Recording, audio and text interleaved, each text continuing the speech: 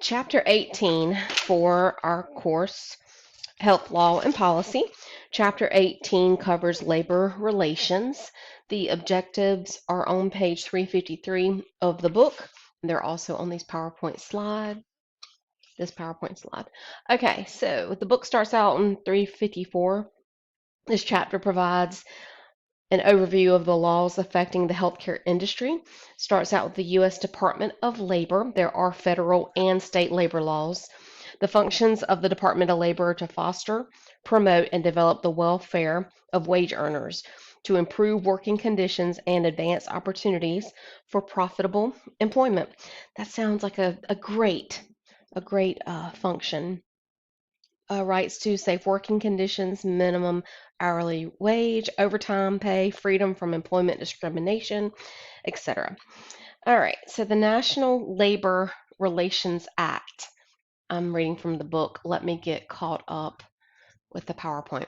So this was enacted in 1935, and history-wise in our country, if you think back before this time, this was before or near the Great Depression. I don't know the exact timeline, but prior to this, the reason why this came into play for multiple reasons, but one of the main ones that sticks out to me is in our country, we were working 3-year-olds, 4-year-olds, 5-year-olds, 7-year-olds. Women maybe could work, maybe could not work, and if they did, it was in horrible conditions compared to the male counterparts. Um, uh, we could even speak of different ethnicity groups working at this time, and I'm talking pre this National Labor Relations Act. It was just a hot mess. Our country was in a mess labor wise. There are photos if you look for, and I'm sure you can find them online, archived photos from pre 1935 working conditions. Um, not all were very, very kind. So, anyway, this is why the Labor Relations Act came about. Some things I have highlighted in the book regarding the Relations Act. It grants the employees the right to form a union, engage in protected and concerted activities to address to improve working conditions. So the page continues to the NLRB. That is their primary uh, operation is to investigate claims. So, okay, that's great. What does this have to do with healthcare? So, oh, this is still on the slide. It's still talking about Labor Relations Act. Hang on, let me get caught up. The Labor Relations Board, yes, it has jurisdiction for non-for-profit health organizations, agency dependent, etc. Okay, yep. So through before the mid 1930s, little union organizational. That's what I was talking about as far as the poor conditions of the working environment. Literally, children, if they could walk, they would put them in factories, and they would spend all day there. True story, happened. Okay, so all right, now we're up. I'm caught up again. National Labor Act Relations Board. There are elections and unfair practices are discussed in the book. The biggest thing I took away from the unions and healthcare organization section on page 355 is how many labor organizations have attempted to become recognized collective bargaining representatives for employees in the healthcare settings. So that's the purpose of the unions. And I see the next slide speaks to unions. So larger states such as California, or well, I don't know how big Oregon is, but a lot of their healthcare industries already have unions, whereas in North Carolina we don't have a union, not yet anyway. But some of these larger regions, more populated regions, have unions for healthcare workers, whether it's nurses, medical doctors, whatever the dentistry, etc. They are out there and they do help make change, but oof, it just takes time. And there are bargaining units. You can read about that in the text. The Norris LaGuardia Act. So Congress enacted this to limit the power of federal courts to issue injunctions in cases involved or growing out of labor disputes. It is aimed at reducing the number of injunctions granted to restrain strikes and picketing. So they want this act allows us in healthcare or unions to strike and to request change and to protest in a very peaceful manner, of course. Labor Management Reporting and Disclosure Act, page 357. Fair Labor Standards Act at the bottom of page 357. The FLSA was established in 1938. Again, look at that time frame. This is when, take, what was happening in our country. We're talking World War One-ish, and the Great Depression, and just so many things were not great. This FLSA established national minimum wage, guaranteed overtime pay, prohibited most employment of minors. There's that sentence, page the bottom of page 357, where it addresses minors. I am not so certain how many minors, young children, there were working in the healthcare industry at that time. That's probably not the point of that, but this is just why all of this came about. But to this day, almost 100 years later, 90 some years later, 80 some, that we do still rely on these acts to make sure that we get adequate pay and such as that. So Civil Rights Act, this is huge. Again, look at the time frame. Look at what was happening in our country. By now we're in the Vietnam War, and civil rights is at a huge height.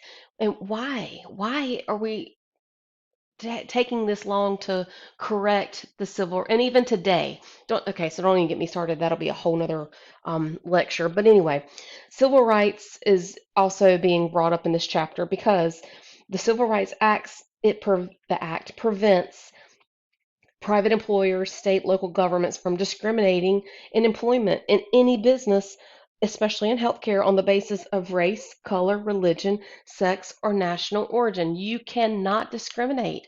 And if you find yourself, if you see it, if you witness it, if it happens to you, report it. We have to eliminate it. We genuinely do, especially in healthcare where you're taking care of other humans.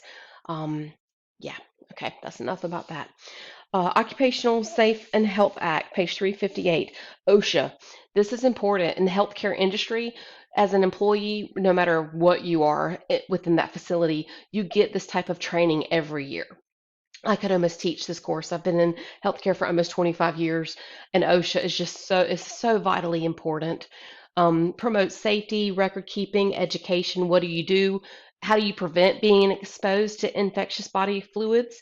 Whether you are the CEO or a registered nurse, a medical doctor, phlebotomist, X-ray tech, uh, my very valued, I want to say janitor, that's not the word, environmental health people. How does everybody at every level in the facility protect themselves from exposures? How do we manage employee complaints, state regulation, legal liability in regards to all this? And so the record keeping part of this is how they do keep records of how we're trained, and we sign off that we're trained, we agree or we attest that we have been trained, we know the knowledge, and can perform our job safely. The Rehabilitation Act, 1973, provides protection to handicapped people from being discriminated against. There are actually programs in our nation for blind people, people who are wheelchair bound, multiple other disabilities that can actually attend and graduate nursing school. They can attend med school. We do not discriminate against that any type of disabled person in healthcare. We do have to make modifications for someone disabled entering into the healthcare force as an employee, but we do. We have to. There are laws to protect them, and they do bring value. Obviously, they bring value, but the modifications are worth it, and accepting them, and they add value to the profession. So on page 60, we get into the Family and Medical Leave Act. It grants families temporary medical leave under certain circumstances. Right now, the book says this, and I believe it's still the same. You're granted up to 12 work weeks during a 12-month period. So if somebody has a baby or if somebody has a medical condition, you're allowed to be away from 12 weeks, and you're guaranteed your job when you come back, you're guaranteed benefits, etc. But 12 weeks is the max. If you need more than 12 weeks, then you should probably resign and find another job when your circumstance improves or changes. Here's some examples how you can take advantage of that act.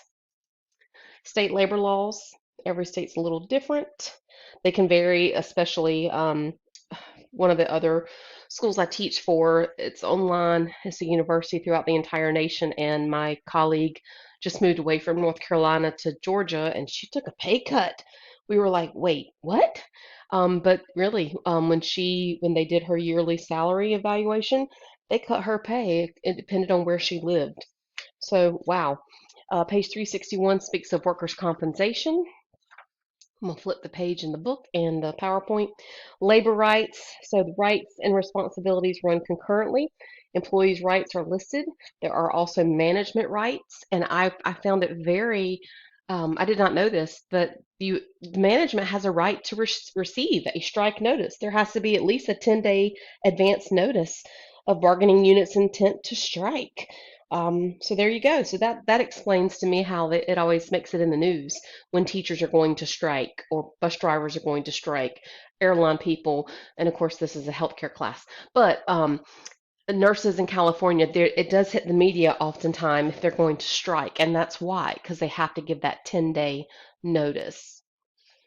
Patient rights and labor disputes. Let me find that. Oops, I just ripped my page. 364, there's a small little paragraph about that. Privacy and well-being, absolutely. Privacy is huge. We talk about HIPAA and how important it is to maintain, like signing off your computer, not walking away from your device in a healthcare facility and leaving yourself logged on. Affirmative action plan, injunctions on page 364, collective bargaining agreements, all of this. I bet it's going to take up the next couple of slides. You guys can read that. Please let me know if you have any questions about it. Discrimination in the workplace. This is huge. It still happens. I wish it could just go away with everybody being kind and nice, but it doesn't. Age is a discrimination.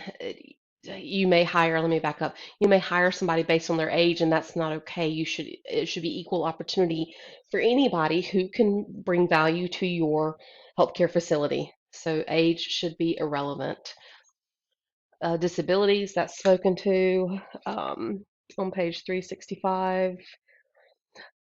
Origin, national origin, where somebody comes from, can certainly be discriminated against. Pay discrimination. This is still an issue.